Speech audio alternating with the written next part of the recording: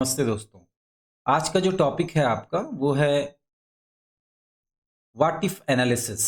What if analysis her spreadsheet software का एक महत्वपूर्ण पार्ट होता है और इसका मुख्य काम क्या होता है? इसका मुख्य काम होता है फाइनेंशियल एनालिसिस के लिए, साइंटिफिक कैलकुलेशन के लिए, डेटा मॉडलिंग के लिए आप इसका यूज कर सकते हैं जैसी आपकी आवश्यकता हो। और इसका इस्तेमाल मुख्यतः ये होता है कि आपको अलाउ करता है कि अलग अलग परिस्थिति में या अलग अलग परिस्थितियां आपके रिजल्ट पर क्या इफेक्ट करेंगी। और व्हाट इफ एनालिसिस करने के लिए बहुत सारे टूल अलग अलग सॉफ्टवेयर्स में, स्प्रेडशीट सॉफ्टवेयर्स में दिए हुए हैं। जब आप लिब्रे ऑफिस कैल्क में आएंगे तो इसमें मुख्यतः दो हैं, एक सिनेरियो मैनेजर और दूसरा गोलसिक। सिनेरियो मैनेजर के लिए आपको अलग से सेटिंग करनी पड़ेगी, इंस्टॉल करना पड़ेगा। कई वर्जन में सपोर्ट नहीं करता तो उसमें अलग से इंस्टॉल करना पड़ता है, लेकिन गोलसिक जो फीचर है वो सब में मिलेगा। और सिनेरियो के लिए भी स्टेप हमने दे दिया है। अगर आपके वर्जन में सपोर्ट करता है तो इस स्टेप को फॉलो करके आप सिनेरियो भी कर सकते हैं और गोलसिक तो आप आसानी से कर सकते हैं क्योंकि सारे वर्जन में मिलेगा। तो पहले हम गोलसिक ही देख लेते हैं, गोलसिक कैसे करेंगे। गोलसिक करने के लिए सबसे पहले आपको एक्सेल कैल्क को खोल लीजिएगा या एक्सेल को खोल लीजिएगा, दोनों में एक ही तरीका है। अब यहां पर हमने एक वैल्यू लिख दी, उसके बाद एक्सेल को में 0 लिख दिया और एक तीसरी सेल में हमने एक फॉर्मूला लिखा equals to A1 plus B1। ध्यान रखेंगे जिस सेल में 0 है उसको भी इंक्लूड किया है हमने। एंटर कर रहा है, हमारा एक रिजल्ट आ जा रहा है 23। अब हम इन तीनों सेल का इस्तेमाल करके गुलसिक व्हाट इफ एनालिसिस टूल जो है उसका इस्तेमाल करना चाह रहे हैं। तो हमने टूल्स पर क्लिक किया, उसके बाद गोलसिक पर क्लिक कर लिया। गोलसिक पर क्लिक करने के बाद सबसे पहले हम उस सेल का एड्रेस दिखेंगे जिसमें हमारा फॉर्मूला लिखा गया है। किसमें लिखा गया है? C1 में। टारगेट वैल्यू हम जो चाहते हैं, जैसे हमने कहा 780 हमको टारगेट रिजल्ट चाहिए 23 के स्थान पर। और वेरिएबल सेल, उस सेल का एड्रेस लिखेंगे जिसमें चेंज करके आप वो रिजल्ट चाहते हैं। तो हमने B1 लिख दिया, ठीक है, ओके किया तो ये आपको दिखाएगा goal 6 succeeded, result 757। Insert the result into the variable cell. पूछ रहा है कि क्या वेरिएबल सेल में इस रिजल्ट को इंसर्ट कर दें, हम कह रहे हैं यस कर दीजिए। तो ये आपका रिजल्ट आ जाएगा। तो ये गोल सीकिंग है जिसमें कि आपने टारगेट वैल्यू पहले लिख दी वहां पर डायलॉग बॉक्स में, और यहां पर वो अपने आप चेंज करके जो भी वैल्यू होनी चाहिए जिसकी वजह से ये रिजल्ट आएगा वो आपको डिस्प्ले कर दे रहा है। तो इस तरह की गोल सीकिंग आप अलग अलग तरह के फॉर्मूला और वैल्यूज के साथ कर सकते हैं।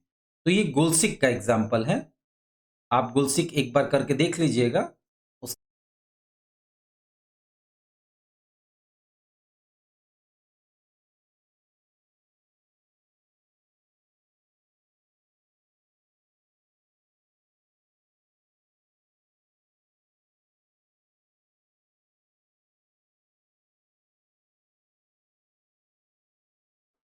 अगला टॉपिक जो है आपका वो है पाइवट चार्ट।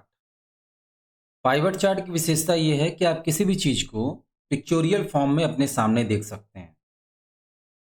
जैसे कि मान लीजिए आपने कोई डेटा इनपुट किया हो, ये मान लीजिए डेटा है आपके पास, आपने नेम इनपुट किया है, सैलरी इनपुट किया है। नेम में अजय, आकाश, अनुराधा, आकाश, कांक्षा, इस तरह करके बहुत सारे नेम्स आपने इनपुट किए हैं और साथ में सैलरीज इनपुट की हुई हैं।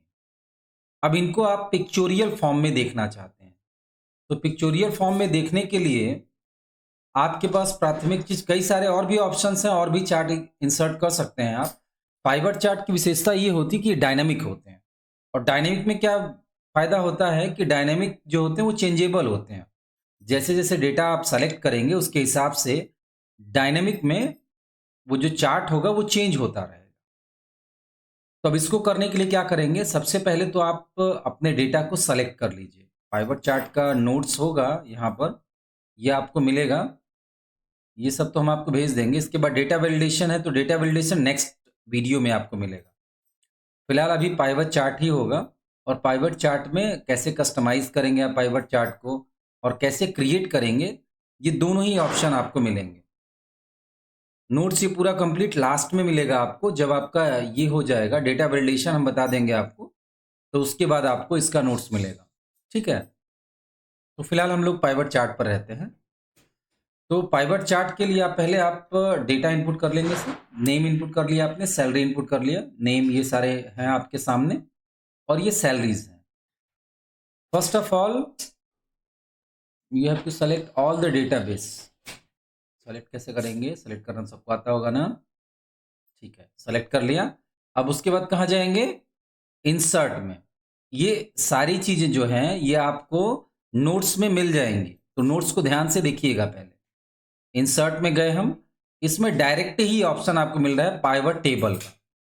क्लिक कर लीजिए पाइवट टेबल पर। पाइवट टेबल पर क्लिक करेंगे, इस तरह का ऑप्शन आपके सामने आ जाएगा। सोर्स सेलेक्ट करिए, सोर्स को सेलेक्ट करने को बोलेगा आपको, तो करंट सिलेक्शन ही रहने दीजिएगा क्योंकि सिलेक्शन तो हम करके आए हैं। उसके बाद आप ओके करिएगा। ठीक, अब इस तरह का इंटरफेस आपके सामने खुल जाएगा। फिल्टर आप किस आधार पर चाहते हैं?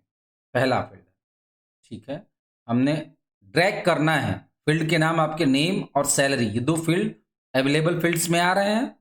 यहां से आपको सैलरी को ड्रैग करके फिल्टर में लेके जाना है। ठीक, यहां ले आए हम। रो फील्ड में आपको वो फील्ड रखनी है जो आप चाहते हैं कि रो फील्ड में रो की तरह वो डेटा आपके सामने उपलब्ध हो। आप रो फील्ड में आपने इसको रख लिया। ठीक है, ओके।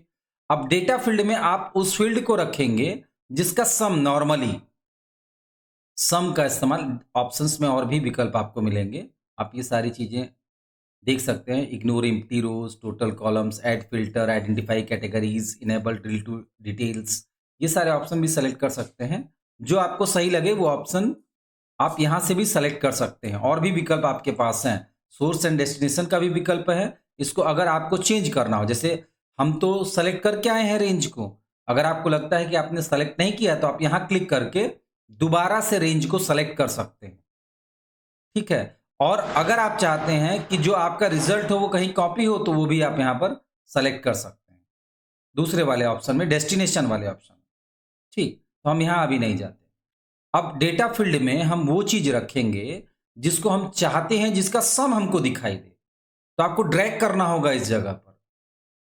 फील्ड कौन सी है जिसका सम आप हम मतलब डिस्प्ले करा सकते हैं?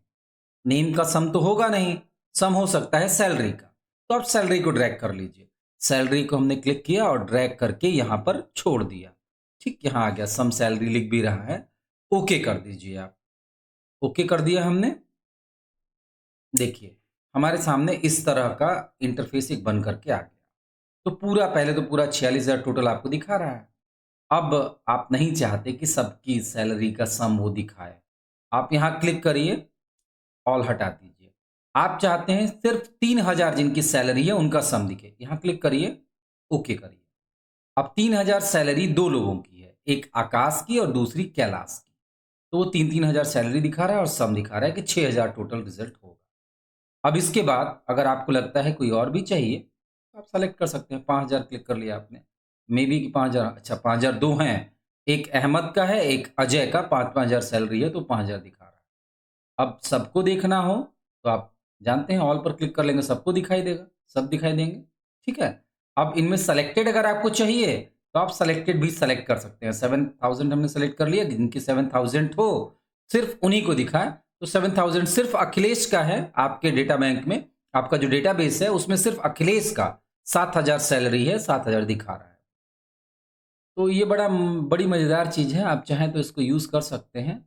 अगर ऑल पर क्लिक करेंगे तो सबका दिखाएगा। अब सेम फिल्टर आप नेम पर भी यूज कर सकते हैं। नेम तो फिलहाल हमारे पास सभी एक ही हैं, तो आप अब अगर अजय पर क्लिक करेंगे तो सिर्फ अजय का दिखाएगा। अगर आप किसी और पर क्लिक कर लेंगे तो सिर्फ उसका दिखाएगा।